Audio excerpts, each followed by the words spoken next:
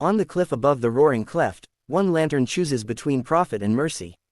Jowen Trevelyan hauled the lantern up the wet gorse bank while the wind salted his lips and stung his eyes. Below him, the sea struck the rocks like hammer blows. He had one task before midnight. If the false light burned in the right place, another ship would trust it and die. He crouched near the black mouth of St. Nectan's Kieve, where water plunged through the split stone with a roar no prayer could outshout. Men in Boscastle called the place holy. Pilgrims climbed there in summer, tying scraps of cloth to ash branches and pressing cold water to a child's brow, because fear makes hands seek any hope they can hold. Jowen had laughed at them once. Tonight he used the saint's own cliff as bait. He fixed the lantern to an iron hook above the cleft and shielded the flame with his coat. Far out, a ship answered with a dip of light. That meant she had seen him. He felt the old hard thrill in his chest, the mean comfort of silver already counted, sacks of tea and bolts of cloth already divided, boots and timber and rope washed ashore by dawn. Then the wind shifted. Through the rain came a sound that did not belong to sea or stone. It was singing, thin and worn, a hymn carried from the dark water. Jowen frowned and stepped closer to the brink. A wave lifted the ship for an instant, and in that white flash he saw figures crowded at the rail and one small arm raised toward the cliff. The hull struck before he could think. Wood split, men shouted. The scream that followed was short, then lost under the surf. Jowen stood frozen with the taste of iron in his mouth. When the tide flung the wreckage into the cove below, he climbed down with the other wreck men before first light could expose their work. They moved among planks and barrels with quick hands. One man cut open a bale with his knife. Another dragged a chest clear of the foam. Jowen turned a broken spar with his boot and saw a child wedged against it, no older than 8. Seaweed clung to the boy's hair. His fingers, stiff with cold, still gripped a small badge of stamped tin, a saint with a staff beneath the words SANCTE Nectan. Jowen dropped to his knees. The surf washed over his boots and tugged at the child's sleeve. Around him, the men kept working. One laughed when he found a cask. Jowen looked from the badge to the cleft above, where his false lantern still burned, and for the first time the roar of the Kieve sounded like judgment. The child with the tin badge. Jowen carried the child to a shelf of rock above the tide line and pried the badge free with numb fingers. Tin should have felt cheap. In his hand it weighed like a stone. The saint's face was worn flat by years of touch. A cheap tin token cuts deeper than any blade when a guilty hand lifts it. "Leave it," said Pasco Rill, who had already slung a coil of wet rope over his shoulder. "Dead folk keep no use for tokens." Jowen rose so fast the man stepped back. "Wrap the boy," he said. Pasco stared at him, then spat into the foam. "Since when did you grow a priest's stomach? Take the bale and be done." Jowen did not answer. He tore his own cloak from his shoulders and covered the child's face. By noon the wrecked cargo sat hidden in 3 barns. The village should have hummed with secret pleasure. Instead, a strange unease moved through the lanes. The ship, folk learned, had carried pilgrims and coastal traders from Bristol. A widow searching the beach found a strip of prayer cloth in the shingle and began to weep. Her crying passed from door to door faster than any news of profit. At dusk the rector from the small church near Trethevy came to the beach with 2 boys in a handcart. He asked no questions. He only bent, crossed himself, and lifted the cloaked child as if lifting a sleeping son. Jowen stood apart beside a heap of kelp and watched the cart wheels sink in wet sand. The rector paused. "Will any man help carry the dead?" The wreck men lowered their eyes. Jowen stepped forward. They took the steep path inland. Rain dripped from the hedge banks. The child was light, lighter than the driftwood caught in winter streams. Near the Kieve, the rector stopped where ribbons and scraps of cloth clung to branches above the fall. A woman knelt there with a baby in her arms, wet hair stuck to her cheeks, whispering into the child's ear before she touched water from the pool to its forehead. Her hand shook so much the drops ran down her own wrist. Jowen looked away. He had seen people come there for years, but never their fear. Inside the church porch, the rector unwrapped the cloak. The badge slipped and rang on the stone floor. The sound struck Jowen harder than the surf. He saw again the raised arm on the ship, the small hand asking the cliff for help and receiving betrayal instead. He left the church and walked through darkness without knowing where his feet aimed. The rain had eased, but the path to the Kieve still shone slick under the clouds. He climbed until the waterfall's voice filled the air. Mist dampened his lashes. Ferns clung to the rock wall. The cleft yawned before him, narrow and deep, with white water dropping through it like torn cloth. Jowin took the false lantern from its hook and smashed it against the stone.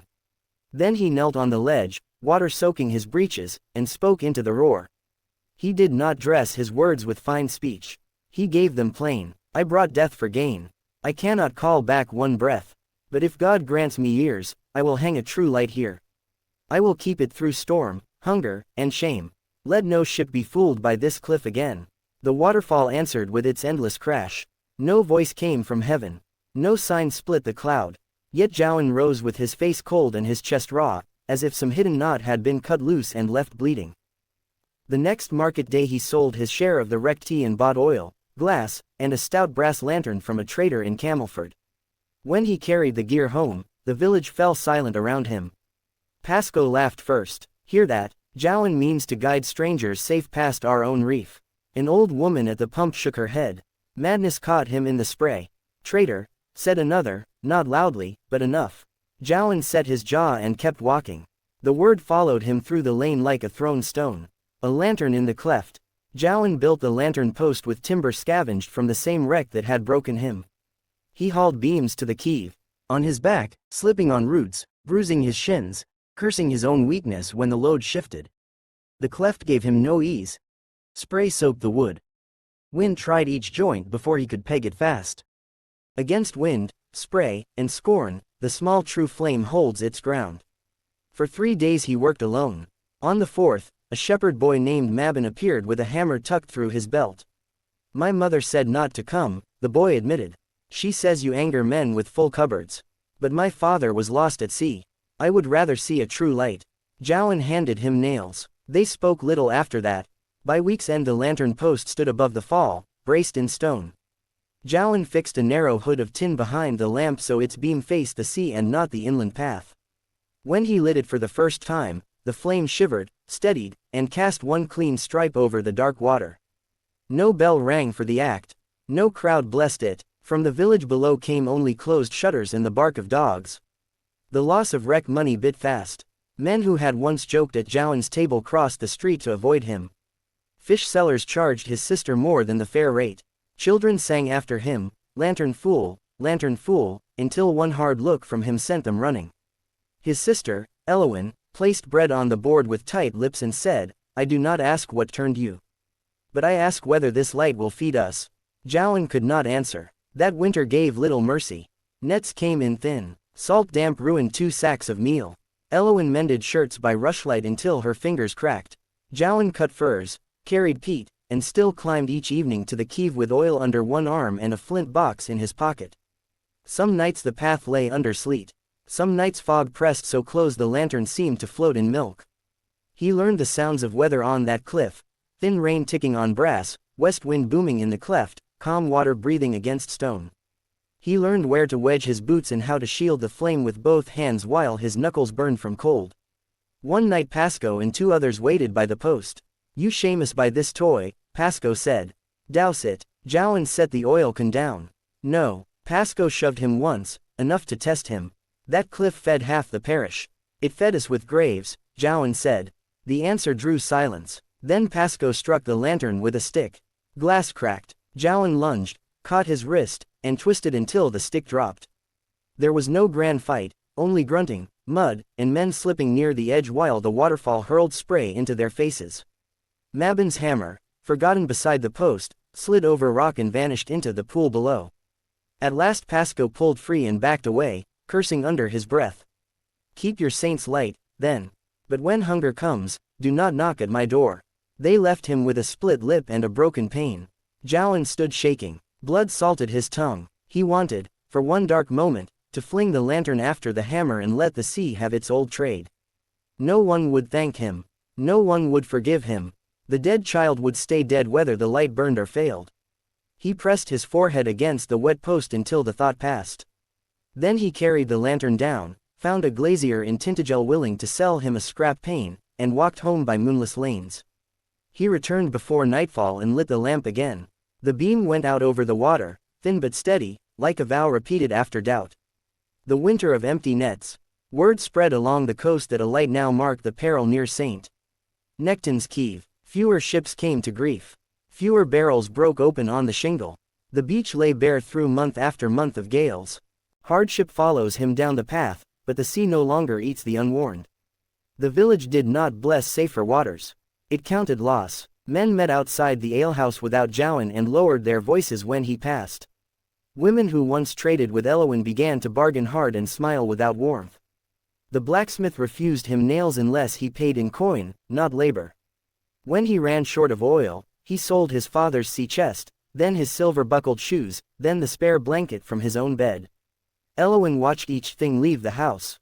One evening she set down a pot of broth so thin the spoon knocked the bottom. Steam carried the smell of cabbage and little else.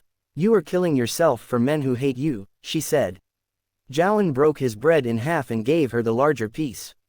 "Not for them, for the dead boy," he nodded. Elowin's face softened, then tightened again. "He was one child. He was the one I saw." After that she said no more against the lantern. On nights when sleet slashed the shutters, she warmed stones by the hearth and wrapped them in cloth for his pockets. Once she tucked a bit of beeswax into his bag to help the flame catch in wet weather. She did it without speaking, which made the kindness land harder. In early spring, pilgrims returned to the Kieve. They came by twos and threes along the fern-lined path, carrying ribbons, little bread loaves, and hopes they did not speak aloud. A mother with a boy whose chest whistled with each breath dipped her fingers in the pool and touched his neck. An old fisherman with a twisted knee leaned on his daughter's arm and stared at the falling water as if listening for an answer hidden inside it. Jowan kept his distance. He trimmed the lantern wick, stacked dry furs under a rock shelf, and pretended not to watch. Yet the pilgrims noticed him. Some asked for the path in weather too thick to see. Some bowed their heads before the lamp. One old woman, blind in one eye, pressed a round oat cake into his hand and said, "A light kept for strangers is never wasted." He almost told her he had not begun with kindness. The words rose and died. He only thanked her. That summer brought a second blow. Mabon slipped while helping drive sheep and broke his ankle on the slope above the Kieve. Jowan heard the boy cry and found him white-faced under the gorse, one boot twisted wrong. He carried him 2 miles to the cottage, step by careful step, while the boy gritted his teeth against shame. Mabon's mother opened the door and froze. She had not spoken to Jowan in months. He came for the lantern post. The boy gasped before she could refuse him. "Don't send him off." She moved aside. Inside, the cottage smelled of nettle broth and wet wool. Jowan laid Mabon on the settle while the mother fetched a splint. Her hands shook as she bound the leg, not from fear of Jowan but from the sight of her son's pain. He knew that tremor now. He had seen it in church porches, at the Kieve pool, in his own sister's fingers over an empty cupboard. When the splint was tied, the woman faced him. "My husband's boat found the channel in fog last month because of your light." She swallowed. "You may come by for oil when ours arrives in trade." It was a small offer. Jowan received it like bread. Autumn turned, then winter came again. By then the mockery had thinned, though not the hardship. Jowan's shoulders stooped from climbing. Salt had eaten the seams of his coat. A white scar cut his lip where Pasco's stick had broken the skin. Yet the lantern still burned each night, and ships offshore had begun to answer it with one brief dip of light, not as prey but as thanks sent across black water. Jowan would stand beside the post until the vessel passed the reef. Then he would touch the tin badge he carried in his pocket and head home through the spray, where the sea gave back the storm that made Jowan's name came in the 3rd winter after his vow. By late afternoon the sky had sunk to iron, and the sea struck the coast in heavy ranks. Even inland, doors shuddered on their hinges. The rector rang the church bell for danger, one measured peal after another. Suspended between rock and sea, he spends his own strength to guide strangers home. Jowan climbed early with 2 full cans of oil. Elowin caught his sleeve before he left. "Stay if the cliff turns wicked," she said. He looked at her hand on his coat, then at the little packet she pushed into his pocket, a crust of bread wrapped in cloth. "If the cliff turns wicked, that is when the light is needed." Rain met him halfway up, sharp as thrown grit. At the Kieve, the waterfall had swollen into a white fury that shook the ledge under his boots. He lit the lantern and fastened the hood. The beam cut out and vanished in spray.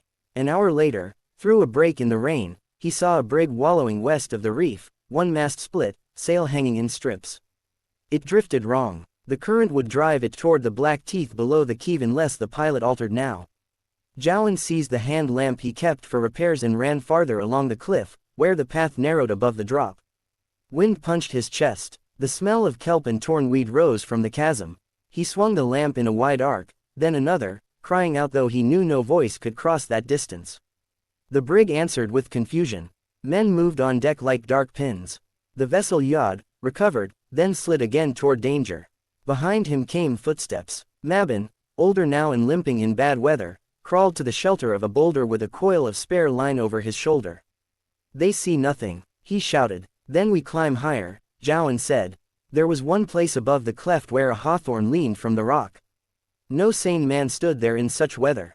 Jowan thrust the spare line around his waist, tied the other end to the lantern post, and handed the knot to Mabon. "If I slip, hold till the post takes it." Mabon's eyes went wide. "Jowan, hold." He climbed. The hawthorn lashed his face. Water sheeted off the rock and blinded him. He wedged one boot in a crack, gripped the trunk with his left arm, and lifted the hand lamp high with his right. Flame bent low, then sprang back. He began to swing it in a pattern every pilot on that coast knew: reef, turn, safe water, turn. Once, twice, again. The brig hesitated. Then her bow swung. Too slow. A wave seized her stern and shoved hard. Jowan shouted through clenched teeth and kept the signal moving, though his shoulder burned and the rope cut into his waist. At last the ship answered. A sail scrap filled. The bow came round another point, then another. She missed the outer rock by less than a boat's width and staggered into the channel beyond. Jowan laughed once, half sob, half triumph. The next gust tore the lamp from his hand. The loss of weight pitched him sideways. Bark ripped under his palm. The rope snapped tight. He slammed against the cliff and hung above the white boil of the Kieve while pain burst through his ribs. Mabon cried out and hauled. The post groaned but held. 2 more men reached the ledge then, drawn by the church bell and the sight of the brig's escape. One was the rector. The other was Pascoe Rill. For a beat Pascoe only stared. Then he dropped to his knees, caught the rope with both hands, and pulled. Together they dragged Jowan onto the ledge. He lay on his side, coughing seawater and rain, while the true lantern still burned above him.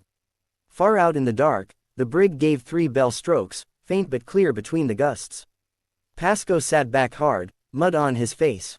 "My 2 sons are aboard her," he said. Jowan turned his head. Pascoe's voice had broken on the last word. The rector removed his hat despite the rain. "Then tonight," he said, "God has returned to this village what greed once took." No one cheered. The storm was too large for that. But Pascoe reached for the fallen hand lamp, picked it from the mud, and set it beside Jowan like something precious. By morning the brig had made harbor at Padstow. Pascoe's sons came home 3 days later, hollow-eyed and alive. After that, the village changed in acts so small a proud man could bear them. The blacksmith sent nails without asking coin. Fish appeared at Elowin's door wrapped in clean cloth.